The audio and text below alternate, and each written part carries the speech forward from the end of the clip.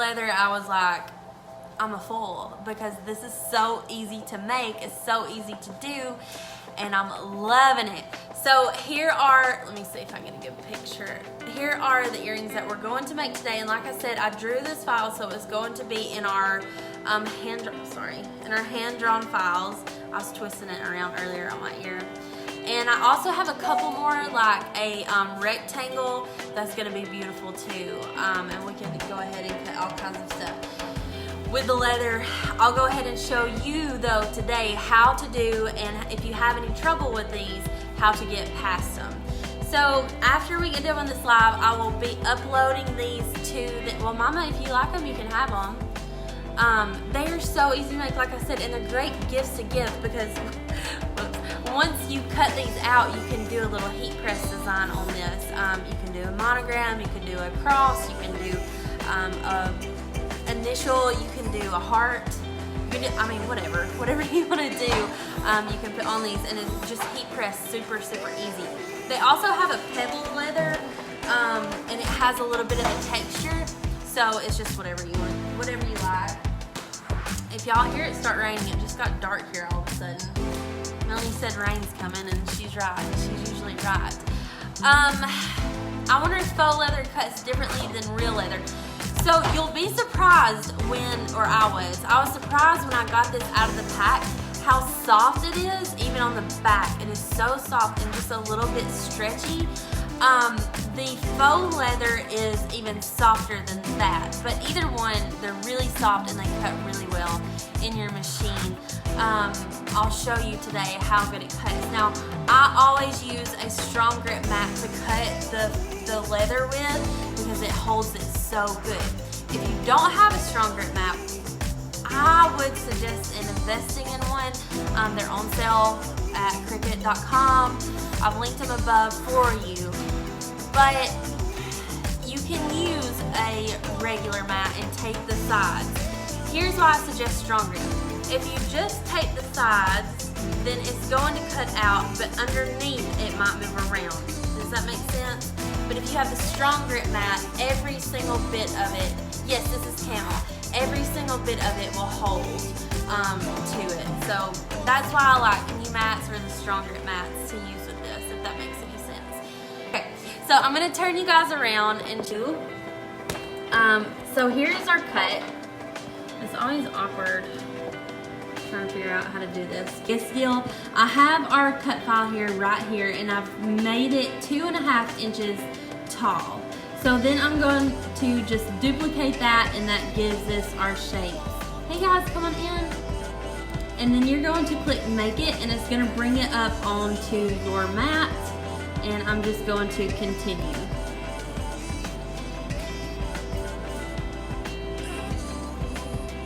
Oh no, what if, okay, I was about to say, what if the rain makes it like, I don't know.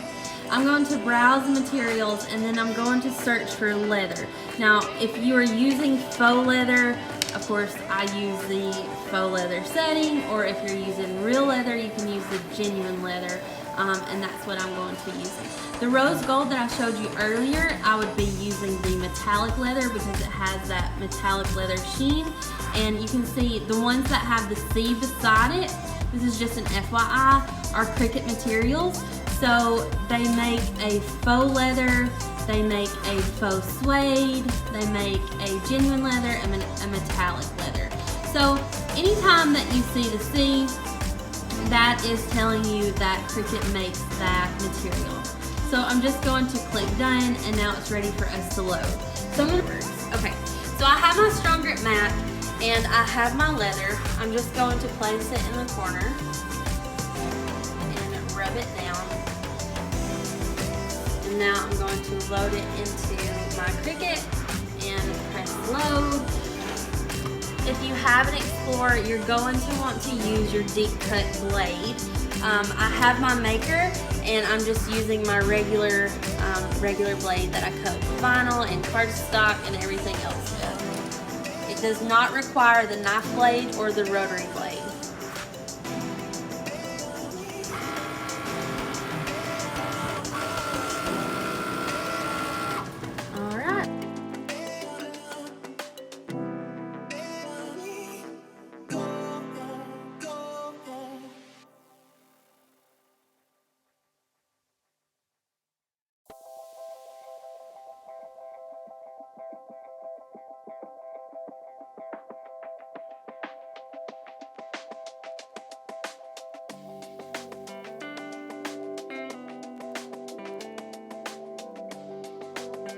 and let's make some earrings.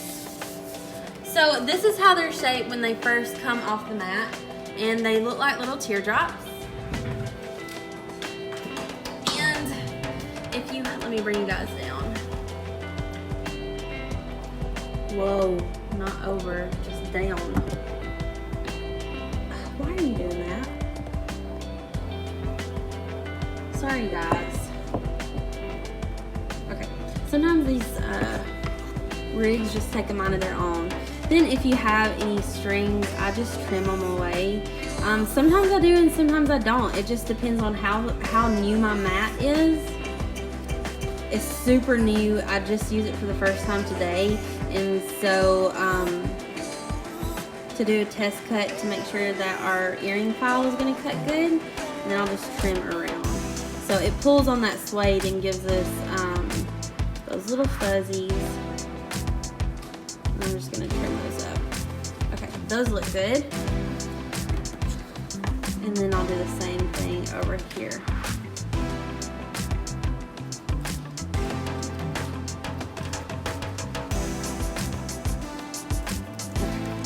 Perfect. This is a fun craft, you guys. If you've never tried jewelry before, or if you want to make somebody a gift and you feel like they have everything and you don't really know what to buy, these are so good to gift and to give, and these might just be an angel gift coming up. I don't know. Maybe that's why we did them today. We'll see. Okay. So now I'm going to go ahead. Okay. And you can see that it has cut little holes for me right here, but I'm just going to, this is my Cricut, one of my weaving tools, and I'm just going to kind of poke those through. They're already through, but I just want to make them a little bit wider and easier to work with. So now you can see they're a little bit more defined. I'm going to get my pliers.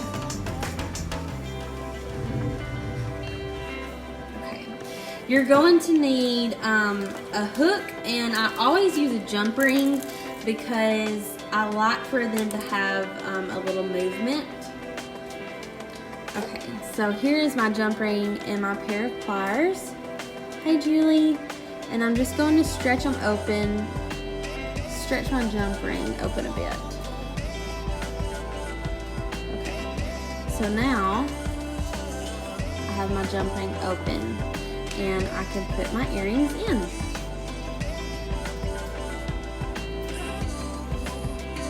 So now we have our jump ring on, and that gives it the shape. I could not get it on there. Okay, so that shows you that it kind of closes it up a little bit, and it gives it just a little bit more character.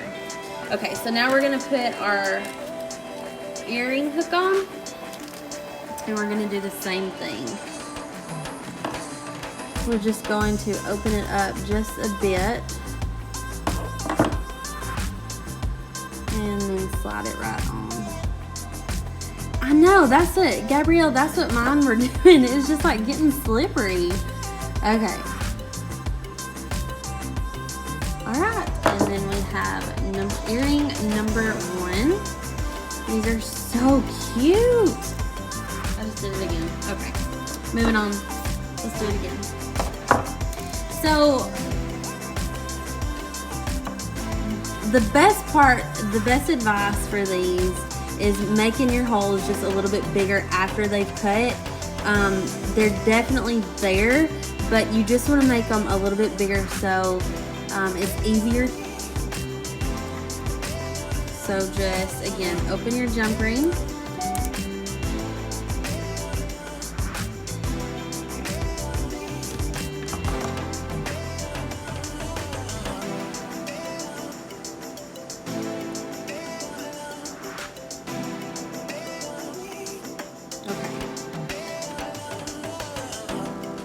Fish hook on here, and these are so easy to make, and like I said, they're really beautiful gifts to give.